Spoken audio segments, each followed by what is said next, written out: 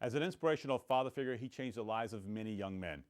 Grant Hudson exemplified the highest ideals of high school and small college athletics, sportsmanship. He learned the value of leading a good life in Farmville, and then in the mountains of Korea as a Marine, he learned there's a price you must pay for the privilege of being alive. Summer of '54, he arrived at Highland Springs. Grant Hudson would spend the rest of his life showing his students that a good life is worth working hard for. At least one way that we could remember Grant Hudson, and that when kids came along 20, 30 years later, the name Grant Hudson would mean something. Who was Grant Hudson? Well, that's the guy the gym was named after, and here's why.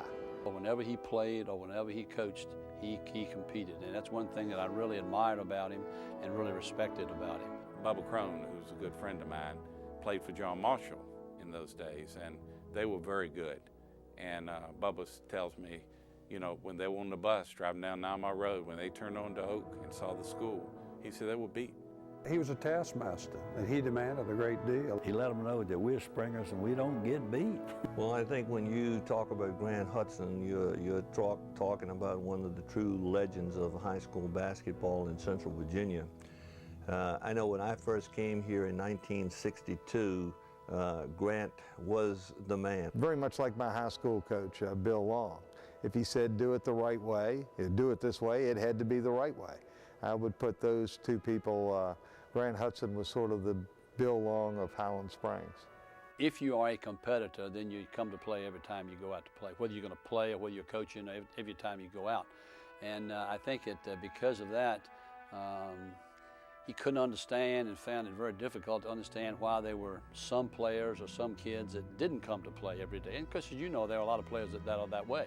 In fact, very few of them come to play every day like Grant Hudson did.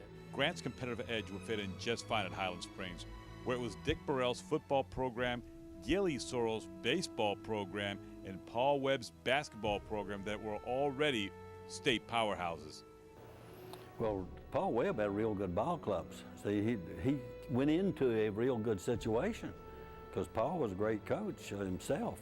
And he didn't take over a loser and build it up. He took it up another notch because he had the really intensity. If he lost, you know, it was just, he really did shut down.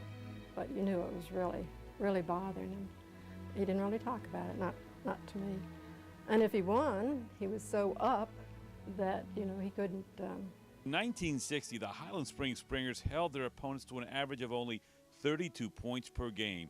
They went through the regular season undefeated at 18-0. Of course, in 1960, during our regular season, I think we went 18-0, and then we went to Central District Championship. We won 3 games there, and of course, then we went to Charlottesville to play in the big game. We went off to the bench, and Grant came up with this play where Guy Davis was to go around and make the final shot. And Guy, I think he had only made one other basket that night. And so it was kind of a gamble in a way, but Grant, knew that Guy could do it. We ran what we call a 5-man weave. And you got the ball at the top of the key or thereabouts, and you brought it to the middle of the floor, and if you had a shot, you took it. If you didn't have a shot, you gave it to the next guy as the weave continued. So that's that was what we were doing when the game ended. We pulled that play, and Guy went around and made a shot. Got a handoff at near the top of the circle, and dribbled to the center of the court near the top of the circle. Nobody was on me, so I shot. Won the game 35, I believe it was 35-33, and the place just went wild. It was just pandemonium. We all hoisted Guy up on our shoulders and marched him around the floor, and of course Grant was beside himself. He just was so excited. And people just mobbed Grant, and he was talking about, you know, what a great game we'd all played. And Grant was just out of his mind. He just was so excited. That team of 1960, I never will forget that bunch of guys. It was fellows like on the starting team, I guess that was Ronnie Price. He was a forward, and Guy Davis played forward, and then of course I played center. The only thing is I'm glad I knew him.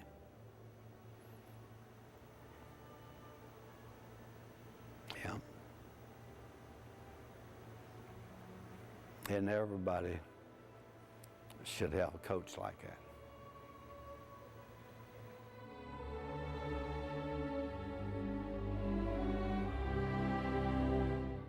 Grant Hudson spent a lifetime showing his players that through dedication and respect, the love you give will return to you.